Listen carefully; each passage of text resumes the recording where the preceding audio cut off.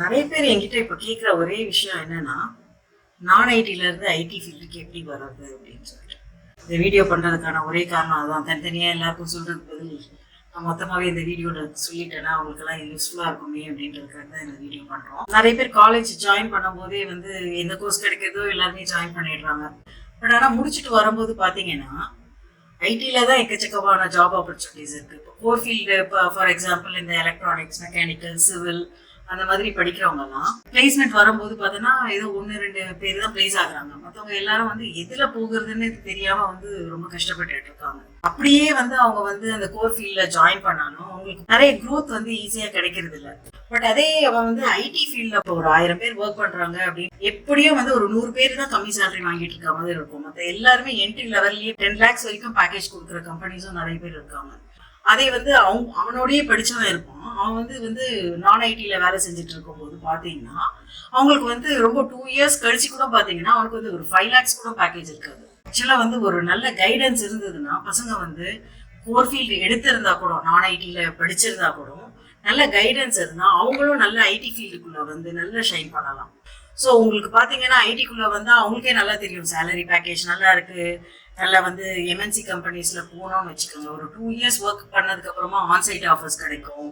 நல்ல salary package சீக்கிரமாக அவங்களுக்கு க்ரோத். ஃபர்ஸ்ட் என்ட்ரி லெவலில் அசோசியேட்டாக இருப்பான். ஒரு 2 years பார்த்தீங்கன்னா அவன் டீம் லீட் ஆகிருப்பான். அவனுக்கு க்ரோத்தும் நல்லா இருக்கும், சேலரி பேக்கேஜும் நல்லா இருக்கும். ஸோ இதெல்லாம் கேட்கும்போது கூட ஒர்க் பண்ணிட்டு இருந்த பசங்க நானும் ஐடிக்குள்ள போயிருக்கலாமே அப்படின்னு சொல்லிட்டு அப்புறமா பின்னாடி ஃபீல் பண்ணுவாங்க, ஐயோ நானும் போயிருந்துக்கலாம் போல இருக்கேன் ஐடியில. ஏன்னா ஐயோ நான் ஐடி படிச்சிருக்கேனே, அங்கே போனா டெவலப்பராக தானே எடுப்பாங்க. டெவலப்பர் மட்டும் இல்லை, 10% 20% தான் அங்கே டெவலப்பர் இருப்பாங்க. அவங்கள சுற்றி நிறைய பேர் இருக்கிறாங்க. நான் ஐடியில இருந்து நம்ம ஐடி ஃபீல்டுக்குள்ள போகணும்னா அந்த கோடிங்கை தவிர்த்து நிறைய இருக்குங்க.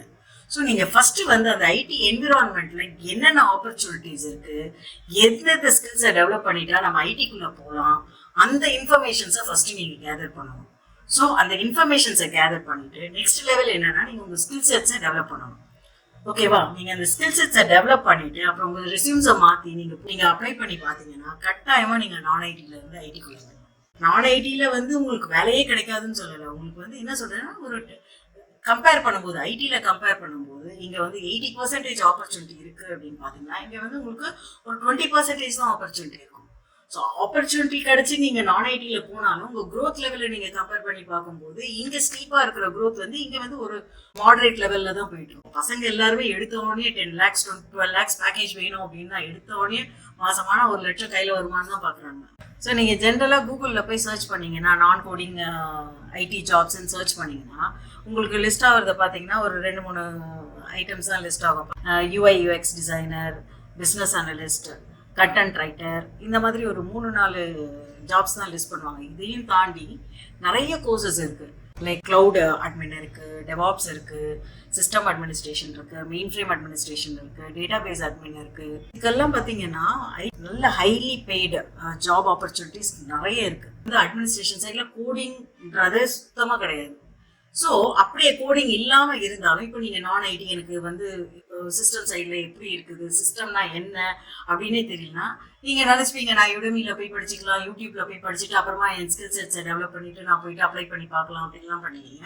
நீங்கள் ஃபர்ஸ்ட் ஸ்டாண்டர்ட்லேருந்து தான் 10th ஸ்டாண்டர்ட் போக முடியும். நீங்கள் என்ன பண்ணுவீங்க, எது முதல் படிக்கணும் எது லாஸ்ட் படிக்கணும்னு தெரியாமல் உங்களுக்குள்ள ஒரு கன்ஃபியூஷன் இருக்கும், டைம் வேஸ்ட் ஆகும். இன்ஸ்டியூட்குள்ளே வந்தீங்கன்னா அவங்க உங்களுக்கு பேசிக்ல இருந்து சொல்லி தருவாங்க. அழகாக உங்களை கொண்டு போவாங்க, உங்களை டியூன் பண்ணி கொண்டு போய் உங்களுக்கு டெக்னாலஜியை டெலிவர் பண்ணிட்டு அதுக்கப்புறமா உங்களோட ரெஸ்யூம்ஸும் அதுக்கேற்ற மாதிரி ப்ரிப்பேர் பண்ணி கொடுப்பாங்க.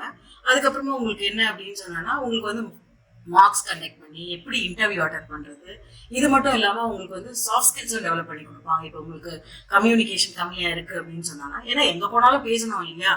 ஸோ பேச தெரியலன்னா நம்மளால் அங்கே போய் ஷைன் பண்ண முடியாது.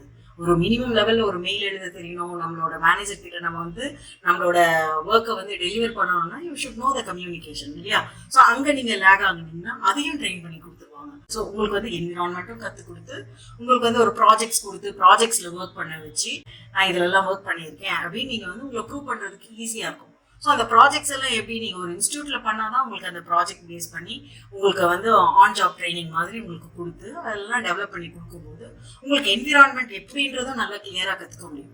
ஸோ இங்கே நாங்கள் ஏரிச்சில் பார்த்தீங்கன்னா we are providing you the job assistance program இருக்குது, அஷூரன்ஸ் ப்ரோக்ராம் இருக்குது. 3 months ப்ரோக்ராம் பண்ணிங்கன்னா we will give you assistance. இந்த வாரண்டி பேட்ச் இதில் வந்தீங்கன்னா we will provide you a job assurance. நீங்கள் ஏரிச்சில் ஜாயின் பண்ணிங்கன்னா we will provide you the training, we will help you in the placement assistance. வாரண்டியில் join பண்ணிங்கன்னா கட்டாயமாக நீங்கள் வந்து ஜாபோட தான் வெளியில் போவீங்க.